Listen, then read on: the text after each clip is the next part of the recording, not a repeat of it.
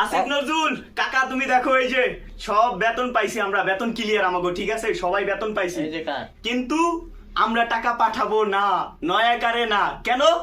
তুমি আমাদের সাথে যেই অন্যায় শুরু করেছো এটার যতদিন পর্যন্ত সংশোধন না করবে ততদিন পর্যন্ত আমরা রেমিটেন্স পাঠাবো না। কি বলো তোমরা? থাকো তুমি ভালো, তুমি কয়দিন থাকতে পারো সেটা আমরা দেখে নেব এই প্রবাসের মাটি থেকে। প্রবাসীরা একমত, ঐক্যবদ্ধ, সকল প্রবাসীরা একমত। আমরা বিদেশে এত কষ্ট করে যে 4টা মোবাইল না নিয়ে যাইতে পারি, আবার এই মোবাইল বলে দেশে গেলে বলে আবার ইয়া করা লাগবে, রেজিস্ট্রেশন করতে হবে। এটা কোনো কথা? এটা আমরা মেনে নিতে পারি না। শাটডাউন 60 দিন থাকবো না দেশে, 60 দিন রেমিটেন্স দিব না, দেখি দেশ কিভাবে চলে। দেখি শাটডাউন।